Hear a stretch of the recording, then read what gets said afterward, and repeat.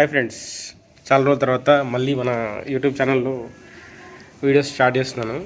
So ఈరోజు మన section వచ్చేసి gear lever change. So gear lever ఎందుకు చేంజ్ చేస్తారు? మామూలుగా బైక్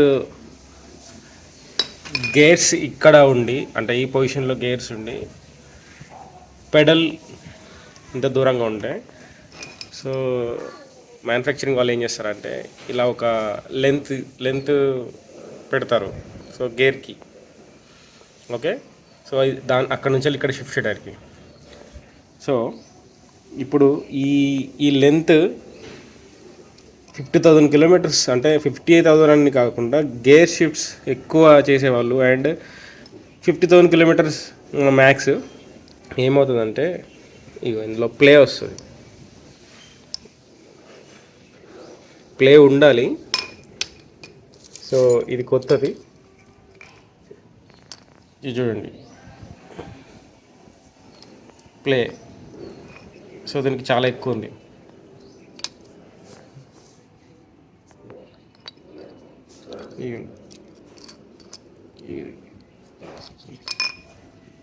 ఈ ప్లే చూడండి.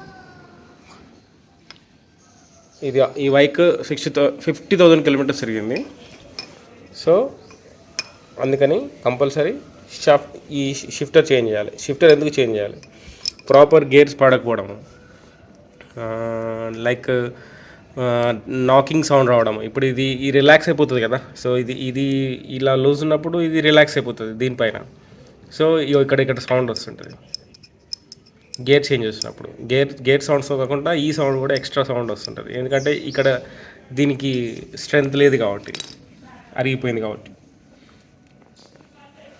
సో ఇప్పుడు కొత్తది ఫిట్టింగ్ చూద్దాం. సో ఇప్పుడు మనం గేర్ లివర్ ఫిట్ చేద్దాము. దీనికి మెయిన్ షాఫ్ట్ దగ్గర ఈ బోల్ట్ వచ్చింది అండ్ ఈ ప్లేస్లో ఈ బోల్ట్ వస్తుంది, ఒక వాచర్. దీన్ని ఈ స్పేర్, ఇది ఏదైతే గేర్ షిఫ్టర్ ఏదైతే ఉందో దాన్ని మనం యమహా జెన్యూన్ స్పేర్లో తీసుకోవడం జరిగింది. సో 330 రూపీస్ పడింది, కాస్ట్ అవుతుంది. సో పార్ట్ నెంబర్ ఎవరికైనా కావాలంటే ఈ పార్ట్ నెంబర్ స్క్రీన్ షాట్ తీసుకొని మీరు జెన్యూన్ స్పేర్లో అడిగితే ఇస్తా. సో మనం ఫిట్టింగ్ స్టార్ట్ చేద్దాం. సో ఫిట్టింగ్ స్టార్ట్ చేసే ముందు ఈ గేర్ లివర్ ఈ పొజిషన్లో కరెక్ట్గా యాస్టీస్ పొజిషన్లో ఫిక్స్ అవ్వాలంటే, సో మీకు చూపిస్తాను అండి. ఈ షాఫ్ట్లో ఇది కూర్చోవాలంటే చిన్నగా మీకు కనబడుతుంటుంది ఇక్కడ ఒకటి గీతలాగా. సో ఇది ఈ పొజిషన్కి ఈక్వల్గా ఉన్నప్పుడు మాత్రమే ఈ గేర్ లివర్ కూర్చుంటుంది. సో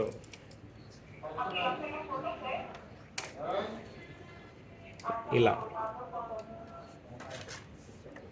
సో ఈ వాచర్ బ్యాక్ సైడ్ బోల్ట్ పెట్టేసి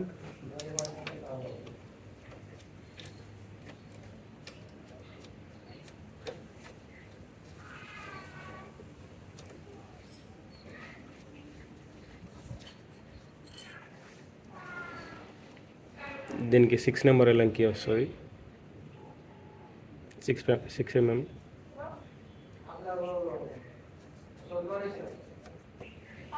సో ఈ గేర్ షిఫ్టర్ ఎందుకు చేంజ్ చేయాలి 50,000 కిలోమీటర్స్కి అని అడిగితే, మనకు మామూలుగా అప్పుడప్పుడు గేర్స్ పడకుండా, న్యూట్రల్ అవ్వకుండా, బండి ఆగినప్పుడు ఇమీడియట్గా బండిని ఆగినప్పుడు న్యూట్రల్ అవ్వకుండా, సో అలా ఉంటుంది. కాబట్టి ఆ పొజిషన్లో ఈ స్క్రూ వచ్చేసి, సో ఈ బోల్ట్ ఫిట్టింగ్ వచ్చేసి ఇక్కడ. సో ఇంకా నేను చెప్పాను ఇంతకుముందు, దీనికి ఈక్వల్గా ఉన్నప్పుడే సో ఈ షిఫ్టర్ ఎగ్జాక్ట్గా మనము రైడింగ్ షూ వేసుకున్న మనకు ఫుట్ పెగ్కి ఈక్వల్గా ఉంటుంది.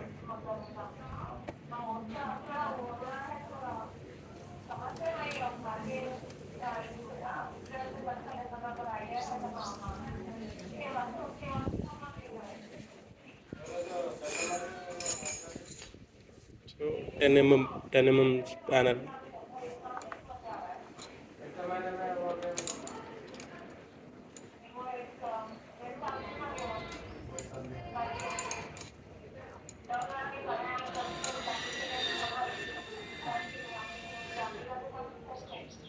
సో అందుకే ఈ షిఫ్టర్ కంపల్సరీ చేంజ్ చేయాలి. ఇది చేంజ్ చేయకుంటే ఏమవుతుందంటే మనకు గేర్స్ అనేది ప్రాపర్గా పడవు.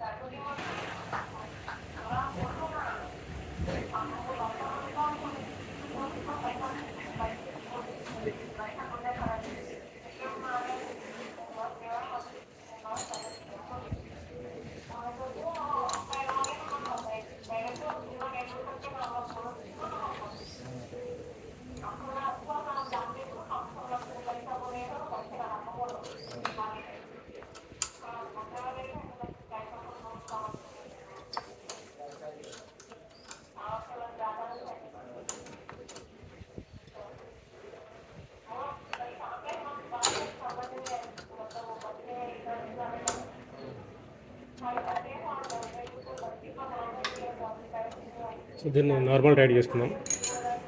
సో దీన్ని ఫుల్ టైట్ చేసుకుందాం ఫస్ట్.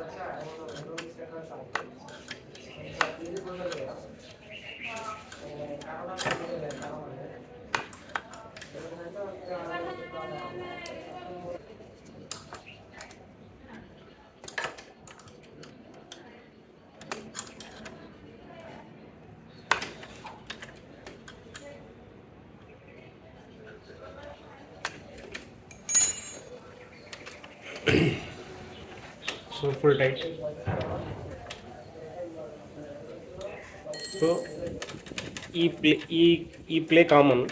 సో ఇది ఇలా ఇలా ప్లే అయితే ఏం కాదు, కానీ ఇలా ప్లే ఉండదు. ఇలా ప్లే ఉన్నప్పుడు మనకు ఈ షాఫ్ట్ చేంజ్ చేసేటప్పుడు మీకు ఓల్డ్ చూపిస్తాను.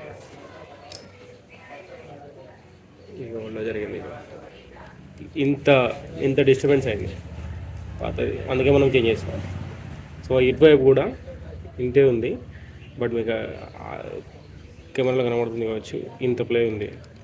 సో ఇలా ప్లే ఉంటే ఏం కాదు. సో ఇలా మనం షిఫ్ట్ చేసేది ఇలా కాబట్టి ఇలా ప్లే ఉండదు. సో అందుకని మనం షాప్ చేంజ్ చేస్తాం. ఇది చిన్న పార్ట్ అందులో అనిపిస్తుంది, బట్ చాలా చేంజెస్ అవుతాయి మీకు గేర్ షిఫ్ట్ చేసినప్పుడు. ఇప్పుడు మీరు అరిగింది కదా, అది 50,000 కిలోమీటర్స్ తర్వాత అరిగిపోతుంది ఖచ్చితంగా. సో ఇది చేంజ్ చేయడం వలన మీకు గేర్స్ ఎంత స్మూత్గా పడతాయంటే, మళ్ళీ ఎట్ ద సేమ్ టైం మళ్ళీ ఫస్ట్ మనం బండి కొత్తగా ఉన్న టైంలో ఎట్లా అయితే షిఫ్ట్ చేంజ్ అవుతుందో అట్లా చేంజ్ అవుతాయి. సో మనకు ట్రావెలింగ్ అనేది తగ్గిపోతుంది కదా, షిఫ్ట్ ట్రావెలింగ్ అనేది తగ్గిపోతుంది, ఇలా వేయగానే స్మూత్గా పడిపోతాయి. సో దట్స్ ఇట్ గాయస్, ఈ వీడియో ఈరోజు స్టార్ట్ చేశాను. మళ్ళీ లైక్ చేయండి నచ్చితే.